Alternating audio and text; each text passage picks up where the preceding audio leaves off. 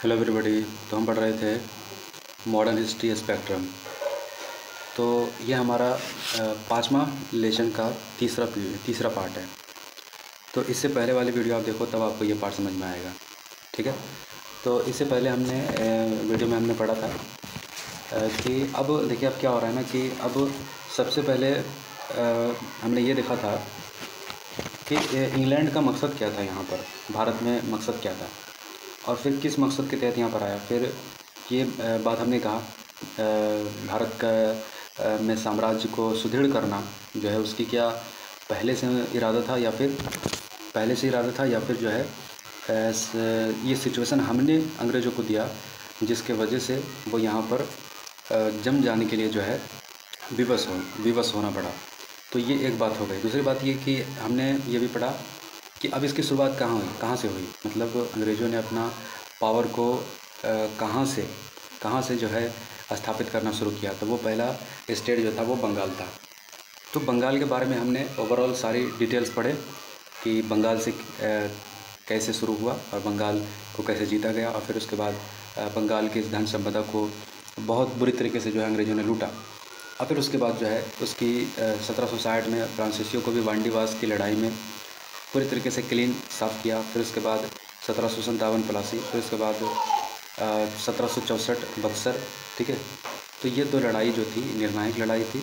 British को पैर जमाने के लिए ये लड़ाई तय कर चुकी थी कि अब यहाँ पर कौन शासन करेगा। ठीक है। तो अब हम देखेंगे कि ब्रिटिश एक के बाद एक भारतीय राज्य को जीतता चला जाएगा। अभी बंगाल से शुरू हुआ, अब देखिए मैसूर विजय कि मैसूर को कैसे फतह करेगा। ठीक है।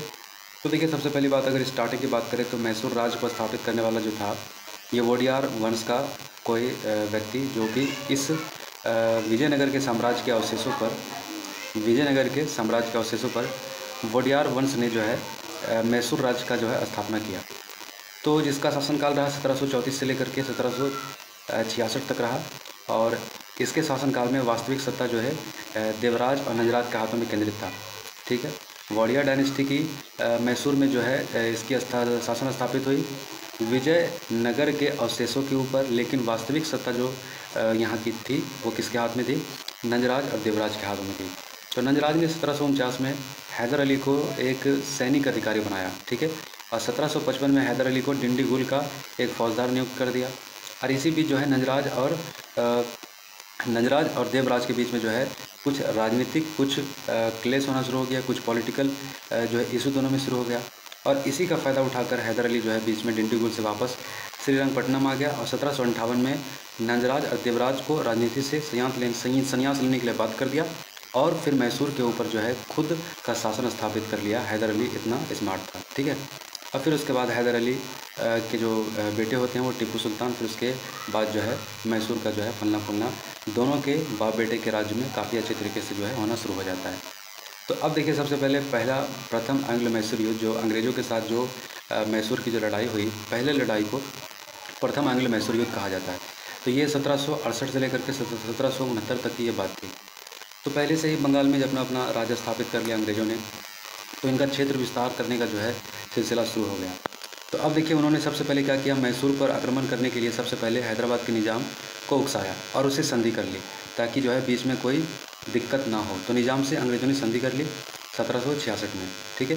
तो अंग्रेज़ों को उत्तरी सरकार का क्षेत्र देने के लिए मनाया, जिसके बदले में उन्होंने उसके हैदर अली से सुरक्षा प्रदान करने का वचन दिया।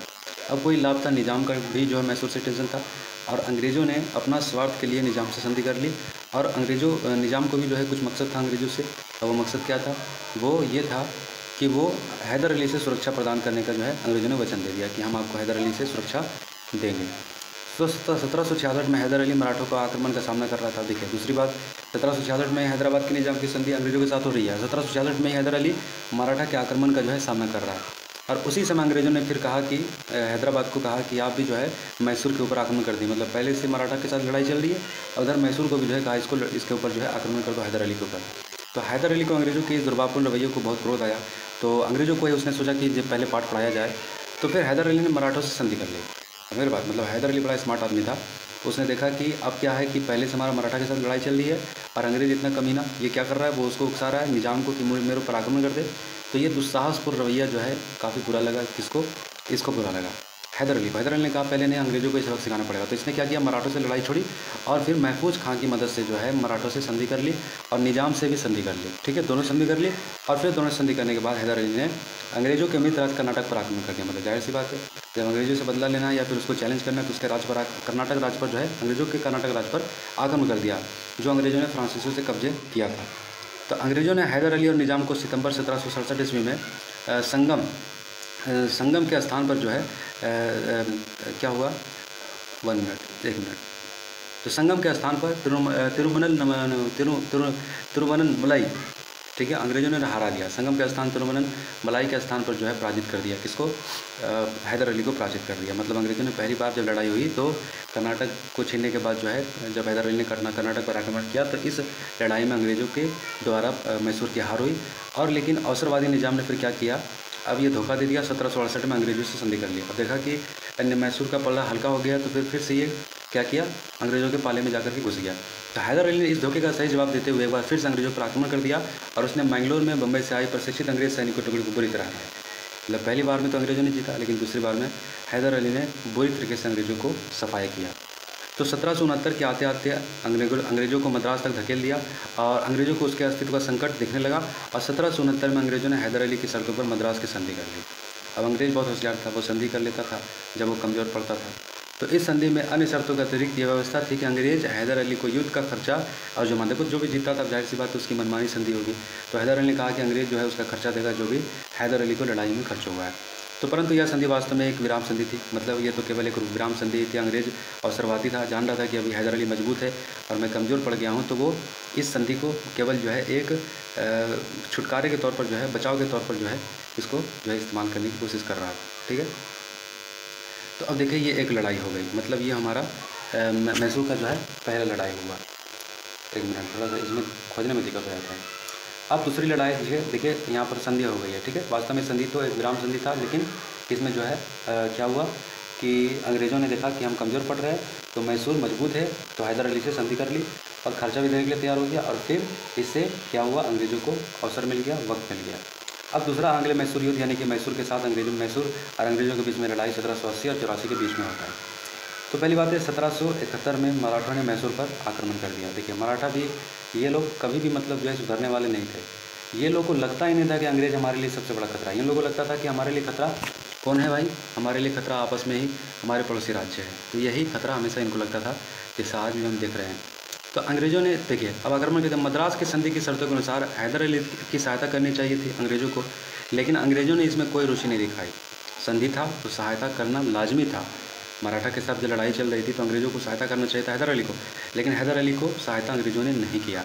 और उधर मराठा और निजाम जो है बम्बई प्रेसिडेंसी में अंग्रेज़ों के खिलाफ युद्ध लड़ रहे थे। अब देखिए ये दोनों भी जो है बम्बई प्रेसिडेंसी में जो है अंग्रेज़ों से लड़ रहे हैं, लेकिन हैदर अली ने भी अंग्रेज़ों के विश्वासघात को देखते हुए मराठा और निजाम के साथ त्रिगुट संधि कर लिया। अब देखिए यहाँ पर तीनों थोड़ा सा, यहाँ पर एक पल के लिए तीनों में थोड़ा संधि हो गई और तीनों को ये बात समझ में आ गया कि हमारे तीनों का एक ही दुश्मन अभी अंग्रेज़ है। तो अंग्रेज़ों ने आगे और भी गैर जिम्मेदाराना रुख अख्तियार करते हुए हैदर अली के राज क्षेत्र में स्थित माहे में फ्रांसीसियों की बस्ती पर आक्रमण कर मार्च 1773 में उस पर अधिकार कर लिया। अब जाहिर सी बात है अब लड़ाई जो है सीधी तौर पर होने वाली है, क्योंकि अंग्रेज़ों ने और दुस्साहसपूर्ण रवैया इख्तियार किया। 1773 में जो एक मैसूर के ही राज क्षेत्र में फ्रांसीसियों की एक बस्ती थी माहे, उस पर आक्रमण कर दिया। तो ये सीधा जो है हैदर अली के संप्रभुता के लिए चुनौती था। तो जुलाई 1780 में हैदर अली ने कर्नाटक पर फिर से आक्रमण कर दिया और यहीं से फिर दूसरा मैसूर युद्ध जो है शुरू हो गया। हैदर ने अंग्रेज जनरल बेली को कर्नाटक के मैदान में बुरी तरह हराया और 1780 में अर्काट पर अधिकार कर लिया। अर्काट जो कर्नाटक की राजधानी थी, बुरी तरीके से हराया इसको। हैदर अली ने फिर अंग्रेज़ों को हराया दूसरी बार, ये दूसरी बार था, और बेली को हराया, उसके पूरे सिपाही और पूरे कमांडर सारे को ध्वस्त किया और 1780 में अर्काट पर जो है हैदर अली ने कब्जा कर लिया। एक बार जब अंग्रेज़ों ने फिर से देखा कि शर्मनाक हार हो गई है, तो अंग्रेज़ गवर्नर वारेन हेस्टिंग ने कूटनीतिक चाल चली। अब फिर निजाम को गुंटूर देकर हैदर अली से अलग कर दिया। अब देखिए निजाम भी ऐसे ही समझ लीजिए कि परोठे की तरह आदमी था, जब चाहता कोई भी तोड़ लेता था। ठीक है, तो अब देखिए निजाम से पहले से त्रिगुट संधि थी, निजाम, हैदर अली और मराठा। अब इस संधि को तोड़ दिया वारेन हेस्टिंग ने अपनी चतुराई से। एक गुंटूर की थोड़ी सी प्रॉपर्टी दे करके इसको जो है अपने कब्जे में कर लिया और ये जो है हेस्टिंग की कूटनीतिक चाल चली। और गुंटूर देकर हैदर अली से अलग कर दिया और सिंधिया भोसले को भी अपने में मिला लिया। सिंधिया भोसले उधर मराठा वाला, ठीक है, तो उसको भी अपने में मिला लिया। और 1780 में नए अंग्रेज जनरल आयरकुट ने पोर्टो नोवो, पोलीलूर, सोलिंगुर में अकेले पड़े हैदर अली को कई बार परास्त किया। तो इस बार हैदर अली जब सारे मतलब संगठन एक हो गया तो इधर फिर हैदर अली की लड़ाई जो है कमज़ोर पड़ने लगी और ये कई बार हारा भी अंग्रेजों के हाथों। परंतु हैदर अली ने एक बार फिर अपना उत्साह दिखाया और सितंबर 1782 में आयरकुट को हरा दिया और 7 दिसंबर 1782 को हैदर अली की मौत हो जाती। मतलब लड़ते लड़ते हमेशा अंग्रेजों से ये लड़ाई में ही जो है पूरी ज़िंदगी रहा, जब से ये शासन में आया। और फिर 1782 में जो हैदर अली की मृत्यु हो गई। फिर उसका पुत्र जो है टीपू सुल्तान सत्ता का भागीदारी हुआ, परंतु अब ना तो अंग्रेज जो जारी रखने पाने की स्थिति में था और ना ही टीपू को अंग्रेजों को करारी हाथ देने के हालत में था। यानी कि अब ना अंग्रेज लड़ने के स्थिति में था और ना टीपू के पास इतनी शक्ति थी कि वो अंग्रेज को परास्त कर सकता था। ऐसे में मार्च 1784 में दोनों पक्षों ने मैंगलोर की संधि कर ली और जिसके तहत दोनों पक्षों ने एक दूसरे के भूभागों को लौटा देने पर सहमति व्यक्त की। अब क्या हुआ कि हैदर अली की मृत्यु के बाद जो है टीपू सुल्तान और अंग्रेजों के बीच में क्या हो गया, तरसंधि हो गई और इस संधि में मैंगलोर की संधि हुई और इस संधि में दोनों ने यह वादा किया कि दोनों अपनी टेरिटरी को जिस पर कब्जा किया गया है उसको वापस कर देंगे। अब हम देखेंगे तीसरा लड़ाई यानी कि तीसरा मैसूर युद्ध जो अंग्रेज और मैसूर के बीच में स्टार्ट हुआ। ये 1790 से लेकर के 1792 तक चला। तो यह युद्ध भी अंग्रेज की छलपूर्णी नीति का ही परिणाम था। छल करना अंग्रेजों की आदत थी। 1788 में कंपनी ने हैदराबाद के निजाम को फिर से टीपू के खिलाफ युद्ध के लिए तैयार होने के लिए पत्र लिखा और टीपू ने इसे संधि के उल्लंघन के रूप में लिया। देखिए अभी संधि हुई थी ना, मैंगलोर की संधि भी हुई थी ना। अब देखिए फिर से अंग्रेज निजाम को खत लिख रहा है, किस लिए, टीपू पर कब्जा करने के लिए, टीपू पर आक्रमण करने के लिए उकसा रहा है। अब टीपू को लगा भाई ये मेरे संधि के खिलाफ ये काम कर रहा है। अभी संधि किए थे कि दोनों एक दूसरे से लड़ाई नहीं करेंगे और अपने अपने क्षेत्र में रहेंगे, लेकिन अब ये हैदराबाद के निजाम को उकसा रहा है मेरे ऊपर आक्रमण करने के लिए। तब संधि का उल्लंघन किया तो क्या हुआ, अब लड़ाई होगी। 1789 में त्रावणकोर पर टीपू ने क्या किया, आक्रमण कर दिया त्रावणकोर पर। तो त्रावणकोर का राजा अंग्रेजों का मित्र था और टीपू के इस आक्रमण को आधार बनाकर अंग्रेजों ने मराठा निजाम से संधि कर लिया। देखिए अंग्रेज कभी अकेला लड़ने वाला नहीं था। जब भी लड़ता था पावरफुल शक्तिशाली राज्य से जब लड़ाई होती थी तो कई सारे लोगों को अपने में मिला लेता। फिर इधर हैदर टीपू पर लड़ाई करने के लिए फिर इन्हें क्या किया, मराठा को और निजाम को दोनों को मिला लिया। अब तीसरा लड़ाई जो है, तीसरा एंग्लो मैसूर युद्ध शुरू हो गया। तो पहले चरण में अंग्रेजों का सेनापति जनरल मीडो था और टीपू सुल्तान मजबूत सामरिक स्थिति के कारण मीडो को कोई उल्लेखनीय सफलता प्राप्त नहीं हुआ। ऐसे में दूसरा चरण दिसंबर 1790 में शुरू हुआ, जिसका नेतृत्व कार्नवालिस ने स्वयं किया और 1791 तक उसे वेल्लोर और अंबूर पर अधिकार कर लिया। फिर वह टीपू की राजधानी श्रीरंगपट्टनम के पास भी आ गया और वर्षा ऋतु हो जाने के कारण जो है लड़ाई जो है थोड़ी तो थकावट बनी हो गई और मैंगलोर की ओर दोनों जो है वापस आना पड़ा। 1791 में गर्मियों में टीपू ने कोयम्बटूर पर अधिकार करते हुए फिर से युद्ध की शुरुआत कर दी और तीसरे चरण में कार्नवालिस ने क्या किया, मीडो और स्टुअर्ट और मैक्सवेल और हंटर जैसे अंग्रेज सैनिक अधिकारी की सहायता से टीपू के ऊपर जबरदस्त तरीके से प्रहार किया। टीपू बहादुरी से लड़ता रहा, लेकिन सामरिक स्थिति कमजोर पड़ जाने के कारण 1792 में टीपू को श्रीरंगपट्टनम की संधि करने के लिए बाध्य होना पड़ा और टीपू ने अपने आप को आत्मसमर्पण कर दिया।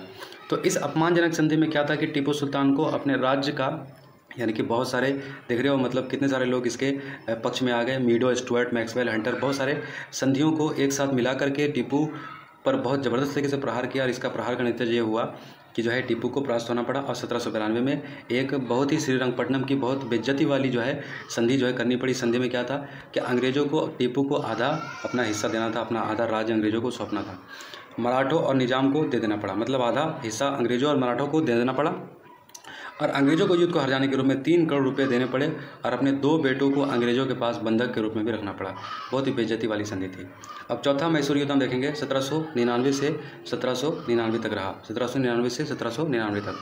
अब जाहिर सी बात है श्रीरंगपट्टनम की संधि, अपमानजनक संधि, बेइज्जती वाली संधि टीपू जैसा बहादुर इंसान कैसे बर्दाश्त कर सकता है। तो भारतीय राज्यों से उसी प्रकार का सहयोग, कोई प्रकार का सहयोग की आशा नहीं थी क्योंकि भारतीय राज्य जो है टीपू की मदद करेगा। अब देखिए टीपू को अगर भारतीय राज्य, अगर निजाम और हैदराबाद, अगर पंजाब और अवध, अगर ये लोग मदद करता तो बुरी तरीके से जो है टीपू सक्षम था अंग्रेजों को हराने के लिए, लेकिन कोई भरोसा नहीं था। ये लोग आपस में खुद ही जो है इसके ऊपर आक्रमण करता रहता था, जिसकी वजह से इसकी स्थिति बहुत ही खराब हुई थी। तो अस्तु ने मतलब क्या हुआ कि अंग्रेजों को खदेड़ने के लिए अंतर्राष्ट्रीय सहयोग प्राप्त करने के लिए प्रयास किया। अब देखिए अब टीपू ने क्या किया, देखा कि हमारे कोई पड़ोसी राज्य हमारा मदद नहीं करेगा, अंग्रेज के साथ बेइज्जत वाली संधि हमको करना पड़ा, हमारी स्थिति बहुत कमज़ोर पड़ गई है।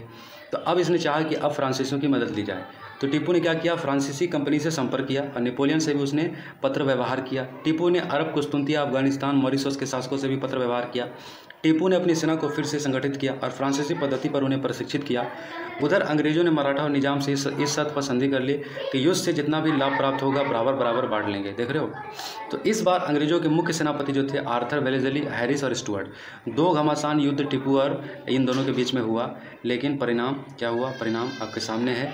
इसमें टीपू सुल्तान की पराजित हुई और श्रीरंगपट्टनम के किले में जो है टीपू को शरण लेना पड़ा और अंग्रेजों ने इस दुर्ग पर जो है 15 दिनों तक घेरा डाले रहा और 4 मई 1799 को टीपू को जो है पूरी तरीके से जो है लड़ते लड़ते जो है टीपू बहादुरी से जो है मारा गया, शहीद हो गया। अब बात हम करेंगे टीपू सुल्तान का आकलन भी देख लेते हैं कि टीपू सुल्तान ने क्या क्या काम किए। तो टीपू सुल्तान का जन्म 1750 में हुआ। हैदर अली इनके पिता का नाम, फातिमा इनके माँ का नाम था। तो हैदर अली का टीपू सुल्तान काफ़ी बहादुर और काफ़ी ज्ञानी व्यक्ति था। अरबी, फारसी और कनारीज, उर्दू, धारा प्रभा ये बोल लेता था। एक महान योद्धा था और इसे मैसूर के शेर के नाम से जाना जाता है और एक दक्ष सैन्य बल तैयार करने और उसका प्रबंधन पर अधिक ध्यान दिया। उसने अपनी सेना को यूरोपीय तर्ज पर संगठित किया और उसने सिपाहियों को प्रशिक्षित करने के लिए फ्रांसीसी अधिकारियों की मदद ली। उसने कभी सेना में दबाव समूह बनाने का अनुमति नहीं दी। अपने पिता की भांति टीपू ने नौसेना का महत्व को समझा, यानी कि नेवी के महत्व को समझा। पानी में भी इसकी अच्छी पकड़ थी और 1796 में उसने नौकाधिकरण नौसेना बोर्ड गठित किया और 22 जंगी जहाज़ों और 20 बड़े पोतों को बड़ी योजना बनाई। उसने मैंगलोर, वजीदाबाद, मौलिदाबाद में 3 गोदियों की स्थापना की।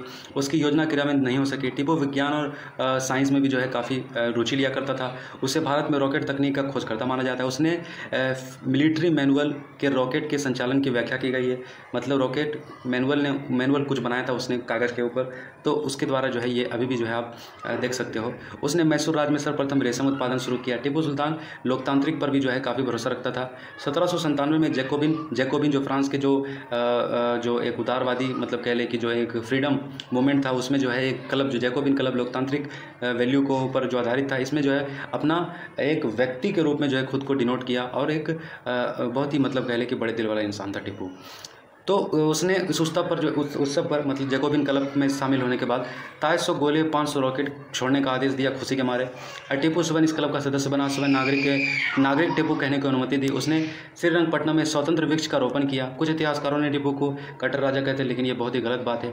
औपनिवेशिक इतिहासकारों का मुख्य विचार था सुल्तान का यह आकलन पूरी तरह सही नहीं है और सत्य है कि उसने हिंदू कुर्ग और नायरों का दमन किया, लेकिन इसके मुस्लिम मौपलाओं द्वारा शक्तियों का दुरुपयोग करने के लिए उन्हें दंडित भी किया है। यद्यपि केरल में महलों को विजित करने के लिए उसे मंदिरों को नष्ट किया, लेकिन टीपू को अपने क्षेत्र में हिंदू मंदिरों के संरक्षण के लिए भी जाना जाता है। श्रीरंगपट्टनम के मंदिर को उसने दान दिया था, शारदा देवी के मंदिर को उसने दान दिया था और इसको आक्रमण से भी जो है ये बचाया था। तो देख सकते हो कि टीपू बहुत शानदार इंसान था। ठीक है, तो अब देखिए कि आवश्यक नहीं कि अतीत के व्यक्तियों का आकलन धर्मनिरपेक्षता के और लोकतंत्र के आधुनिक पैमाने के साथ ही किया जाए। और टीपू ने पालकी का इस्तेमाल बंद किया। केवल महिलाओं और विकलांग लोगों के लिए ही पालकी का इस्तेमाल किया जाता था। बहुत अच्छे विचार का व्यक्ति था टीपू सुल्तान। उसको सामंतवाद के समय पूंजीवाद के विकास को प्रारंभ को श्रेय दिया गया। टीपू बहुविध परंपराओं को प्रतिनिधित्व करने वाला व्यक्ति था। टीपू सुल्तान के पश्चात फिर मैसूर की स्थिति क्या थी? तो चौथा आंग्ल मैसूर जीतने के बाद जो फिर क्या हुआ, मैसूर राज्य का अस्तित्व समाप्त हो गया और अंग्रेजों ने मैसूर के इस्लामिक राज्य का अंत कर दिया और टीपू के परिवार के सदस्यों को पेंशन युक्त बना दिया और वेल्लोर भेज दिया। मैसूर को अंग्रेजों को तथा निजाम ने आपस में बांट लिया और अंग्रेज को कोयम्बटूर, कनारा, श्रीरंगपट्टनम के कुछ भाग प्राप्त हुए। निजाम को गोटी, गुर्रमकोंडा और चित्तल दुर्ग के कुछ भाग प्राप्त हुए। मराठों के लिए सुंदा और हारपोनेली का प्रस्ताव रखा गया, परंतु उनकी अस्वीकृति के बाद उन जिलों को भी अंग्रेज और निजाम ने आपस में बांट लिया। मैसूर राज्य के शेष भाग को हिंदू राजकुमार कृष्णराव के अधीन कर दिया गया और उसके साथ सहायक संधि कर ली गई और मैसूर की विरुद्ध सफलता के लिए ही जो है वेलेस्ली का मार्क्विस की उपाधि मिली और इस युद्ध के बाद मैसूर फ्रांसीसी प्रभाव का भी अंत हो गया। तो कैसे मैसूर को जो है अंग्रेजों ने अपने कब्जे में ले लिया। बहुत ही 4 मैसूर लड़ाई हुई और अंग्रेज और मराठा और निजाम दोनों बड़े कमीने थे। अगर ये लोग अगर मदद करते तो टीपू बुरी तरीके से अंग्रेजों को हराता। हैदर अली हरा देता, लेकिन लगातार लड़ाई की वजह से और दुश्मनी की वजह से, कोई सहयोग ना मिलने की वजह से अंग्रेज की सत्ता जो है पूरी तरीके से फैल गई और मैसूर को जो है हारना पड़ा। तो ठीक है, नेक्स्ट पार्ट में देखेंगे। अब मराठा के बारे में बात करेंगे। Thank you.